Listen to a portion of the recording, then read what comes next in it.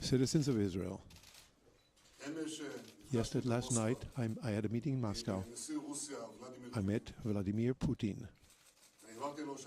I clarified to him we're going to continue working in full strength against Iran's attempt to have a foothold in the Middle East. I thank my friend Putin, who accepted my words warmly. I returned to Israel, hearing about the support that the U.S. President Trump, he praised the strong leadership, the wise one, and the very strong one in which I lead the state of Israel. I thank Trump, my friend, the president, for his words. I thank him for his very strong support of Israel. This unique connection with leaders of the world is not something that's obvious and necessarily comes always. He helps me support and assure our future and defense and protect our country. The policy that I lead together, my Likud party members who are very talented, has brought Israel to its best decade yet in security, in foreign relations, in economics, in every area. We have turned Israel into a world state, a world power state. We've done this while constantly strengthening our power, reinforcing it. Now, we know that such achievements our opposition knows they cannot beat us in the ballot box. So for the last 3 years, they have started a political campaign to attack us, a witch hunt whose role is one and one only, to cause the right, politically on the right party to fall and the left party of guns to go up. They have caused bullying and other pressures in order to cause us to fall, by saying that they're going to have now the prosecutors, even though there is nothing there, they are saying they're going to start a prosecution of me for one reason only, to affect the votes at the ballot box. Now, since the Attorney General is only a human being, the pressure on him has succeeded. I want to tell you that something happened, very, very serious happened, that affects the democracy in Israel. First time in the history of Israel, you start hearing several weeks, several days before the elections. Every citizen knows that this move is outrageous, that is intended to cause the right parties on the right to fall from power and bring down. There's no other explanation. Right at the time of the elections, and that was their goal, to swamp the public with fictions which are outrageous and false, ludicrous ones, without my having the option or the possibility to tear them apart, tear those false allegations apart. You should have no doubt I'm going to disprove each and every claim against me.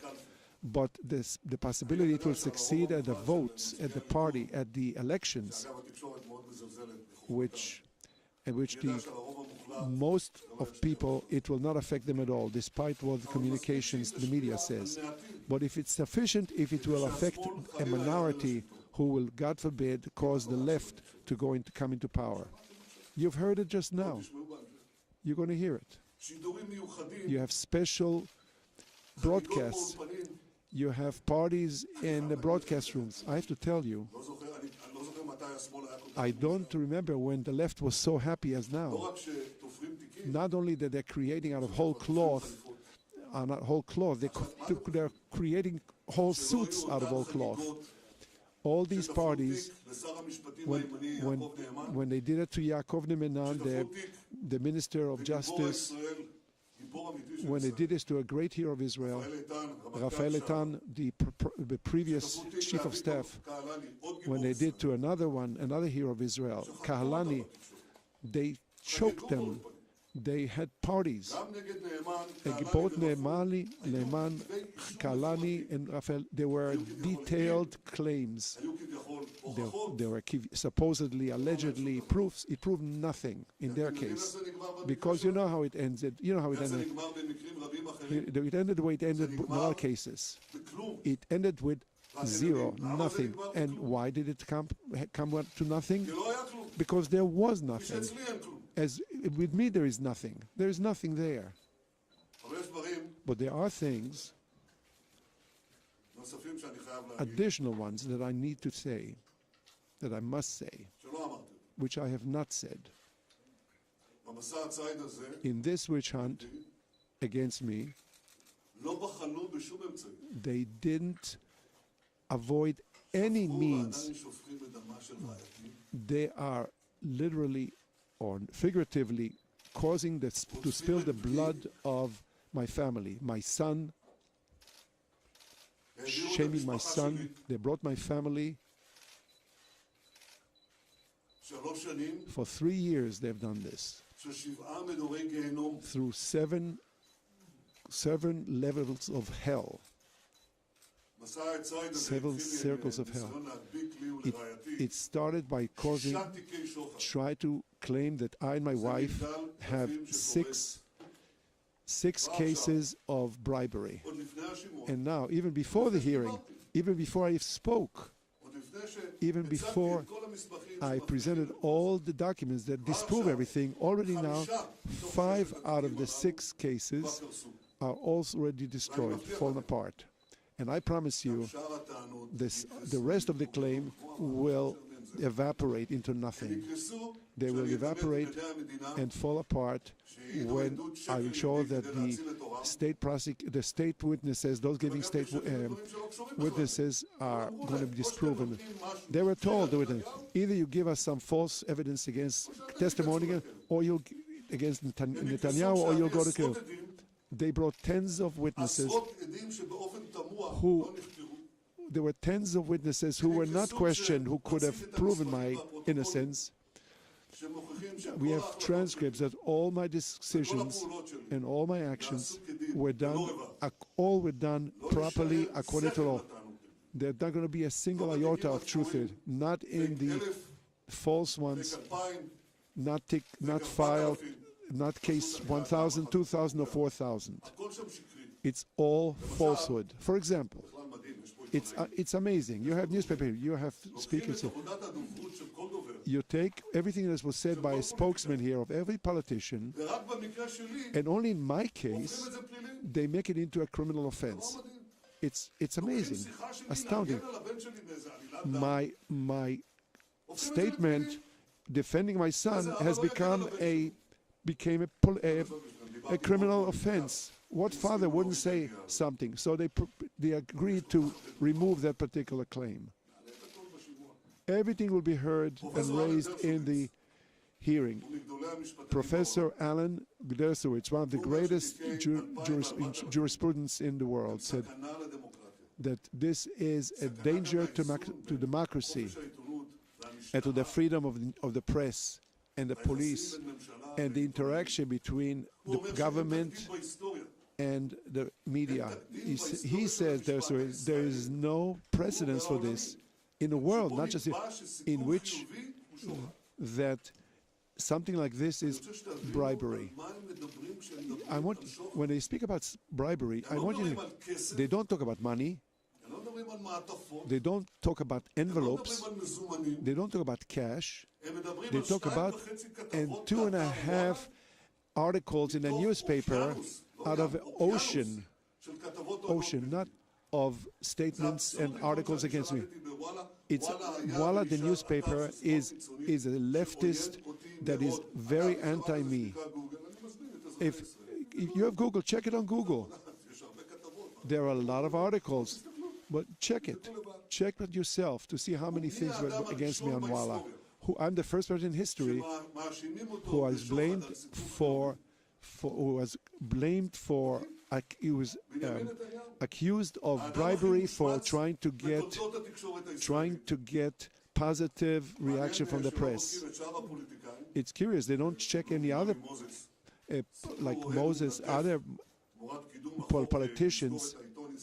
Moses supposedly agreed to close the newspaper Israel Today, which was in powers of Moses.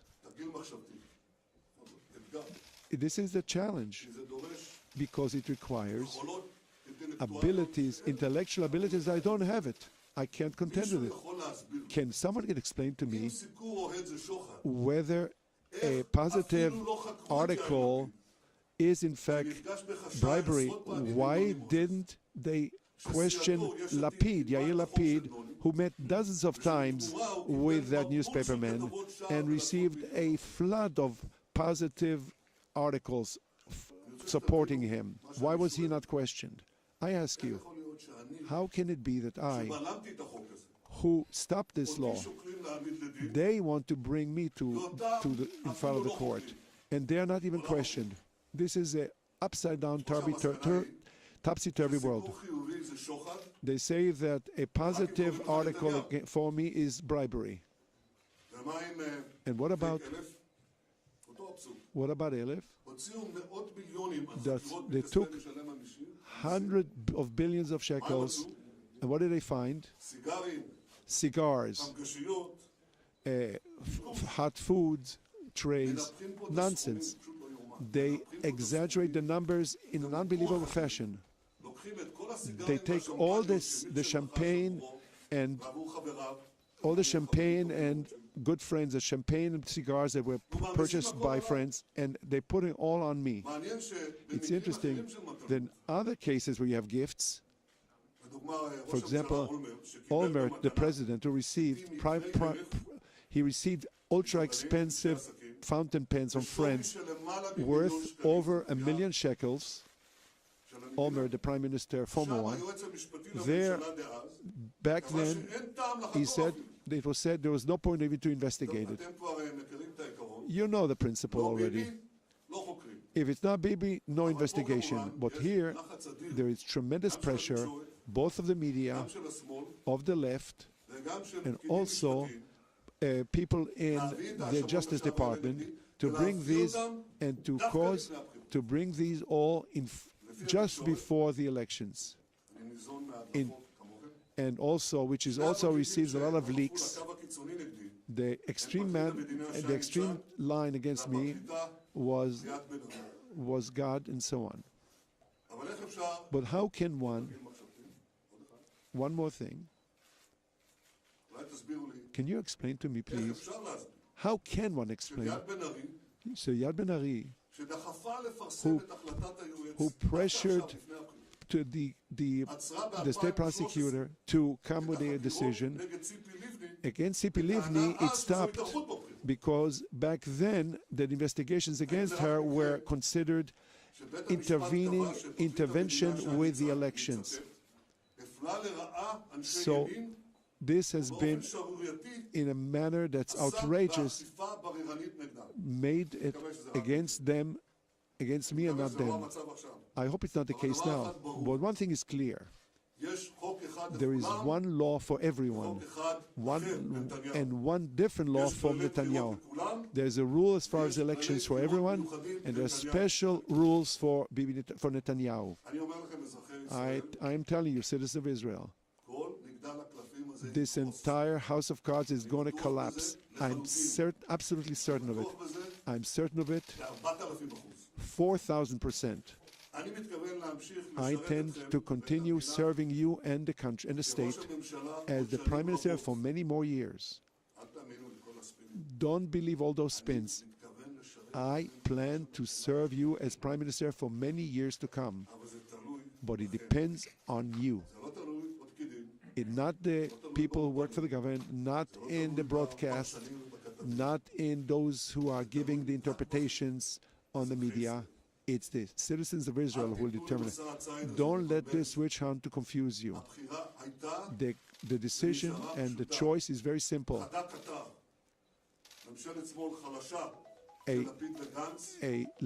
A weak left government supported by the Arab parties, or a strong right party with me and the Likud.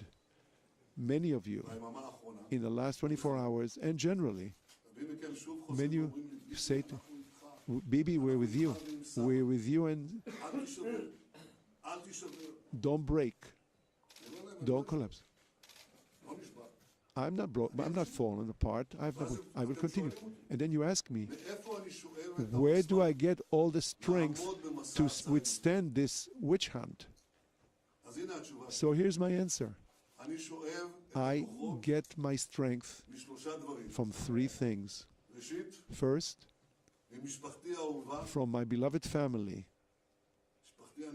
my wonderful family, which is the love of my life. Second, the knowledge that all the accusations lack a word of truth. And third, from you, the citizen of Israel, from you, my beloved, dear citizen of Israel, who support me, said I should continue leading this state for the future of us all. Thank you very much. Thank you.